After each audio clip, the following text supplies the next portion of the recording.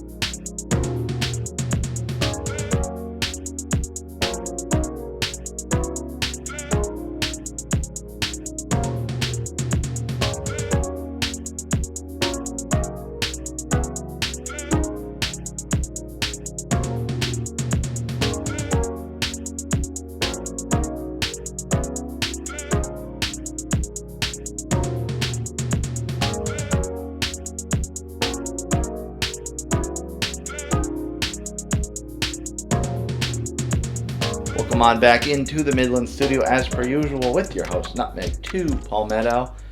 Another Wednesday settling in with a big name for Wednesday. That's what I've been doing lately, sharing some of the big name power players coming up in craft on Wednesdays.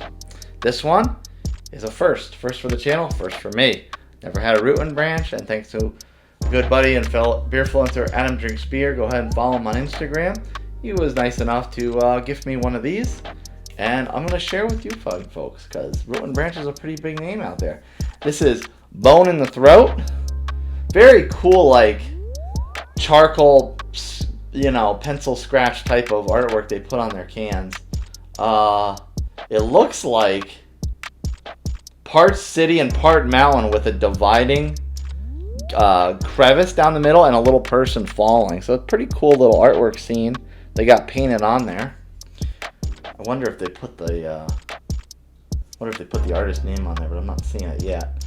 So this is a multi-oat wheat double IPA brewed and dry hopped with American and New Zealand hops. I love my New Zealand hops. Brewed and packaged by Root+Branch Brewing in Copag, New York. I think the Bone in the Throat, it's ringing a bell in my head. And maybe Ridgeopolis might have done a review of that. If he did and I can find it, I'll throw the card up right there. It's got a nice little blurb on the side of the can. I don't really live anywhere anymore already. A man without a country. I'm home. Maybe 4 or 5 nights a month and travel for one reason or another. Upwards of 10, 11 months out of the year. So maybe I've already left. I once felt safe and at home in the kitchen. I knew the rules, or thought I knew the rules. It was a life of absolutes, of certainties, and that comforted me in a way nothing since has. I think I'm most at ease these days when alone in the smoking room of the airport, free, as it were, of the complications of normal human entanglements, untormented by the beauty, complexity, and challenge of a big, magnificent, and often painful world. That is a quote from the late Anthony Bourdain in 2006 on a trip to Bali. All right. Not too much on Untapped. A lot of rankings, though. So, IPA, double imperial style, New England hazy style. Checking it at 8%. Pretty little bit more than, not quite moderate, but a little bit more than subtle or nothing. 40 IBU. A lot of check-ins, 2,390, 2,097 unique. Root+Branch is getting a lot of traction lately, so that could be a lot of recent check-ins. And a very, very, very boastful global ranking. this in the face of all those check-ins. So you know that this has got to have some kind of reputation, because with over 2,000 check-ins, the global ranking is a whopping 4.48 out of 5. So that makes me even more tantalized to try this. So let's not waste any more time, shall we? Oh, and it is double IPA. It is a New England style. Silly me, forgetting. Work your way on down to the comments. The first comment pin is a link to a playlist with, maybe double IPA, maybe New England IPA. You'll see for yourself. I'll figure that out later. But link to the playlist of all the either double IPAs or New England IPAs that I've reviewed in the past down in the comments. If that's your thing and you want to see what I thought about other styles of similarity, go check that out. Anyway, no more wasting time. Let's crack this open.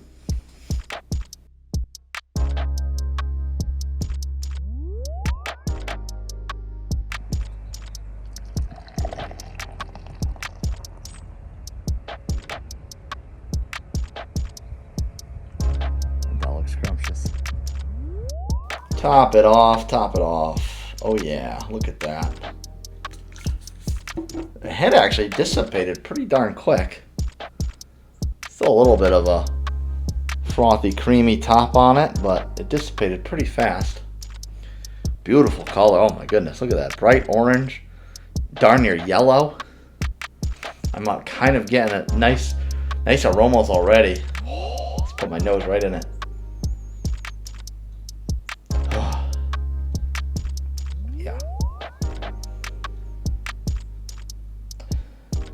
You ever have the problem where you gotta like put your hands way the heck down here on the glass just because the oils from your hands and whatnot are kind of throw off your aromatics? I'm getting something tropical. Oh, it's definitely tropical. I don't know whether it's mango or a papaya or pineapple, or not very pineapple. It's not very acidic. So I think it probably might be closest to mango on the aroma. Oh, scrumptious, yummy, yummy. Let's take a sip.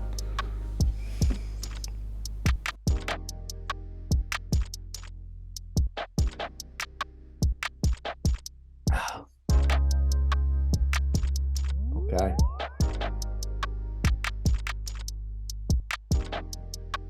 Bone in the throat, juice down my throat. Ah.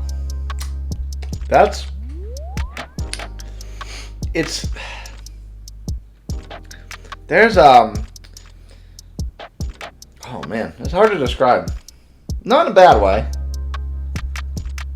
It's very good. It's not like drinking straight orange juice by any stretch of the imagination. There's definitely a strong hop profile to it, a little piney, little resinous, that sort of thing.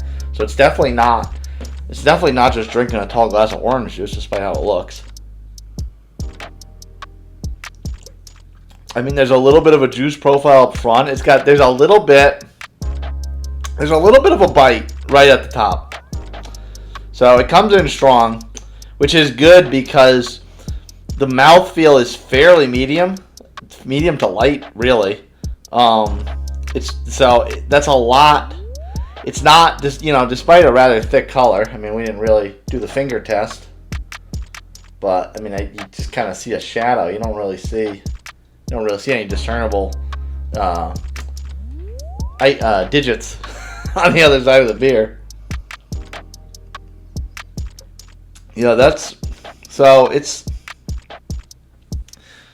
It's definitely not heavy drinking, so it's probably a good dummy test to have more of the bright kind of hoppy bitter bite to it up front, because if it didn't have that, you would probably just suck this down and not even realize it, because it doesn't taste very boozy for 8%.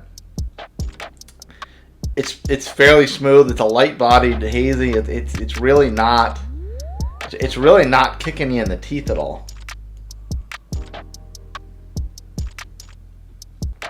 Yeah, then that piney bitterness up front, it kind of like fades out a little bit over the course of your palate, and back here on the finish, you kind of get a little bit of a I don't want to say rough, but a little bit of a rough hoppy finish.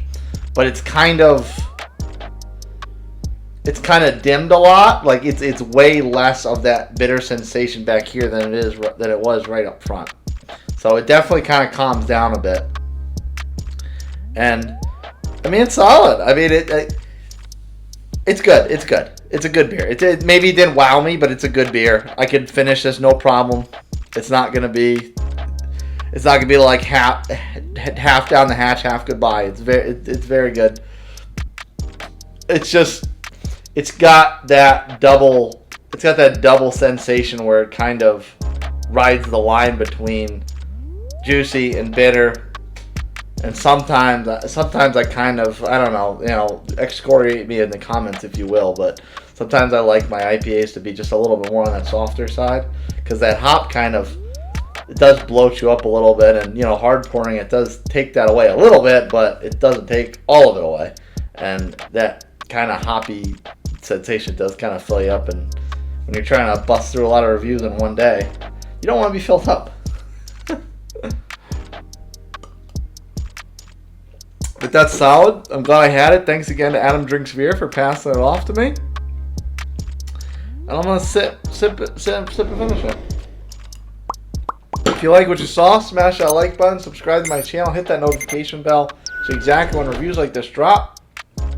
If you want to recommend a beer to me, or maybe you send me a beer, email me, nutmeg2palmetto@gmail.com. And if you want the rest of my daily nonsense, follow me on my social media channels, TikTok and Instagram, @nutmeg2palmetto. Double IPA, New England IPAs. This is your jam, and you want to see more beers of this style that I've reviewed in the past, work your way onto the comments. First comment pinned is a playlist to all the similar styles that I've reviewed in the past. Cheers, folks. See you next time.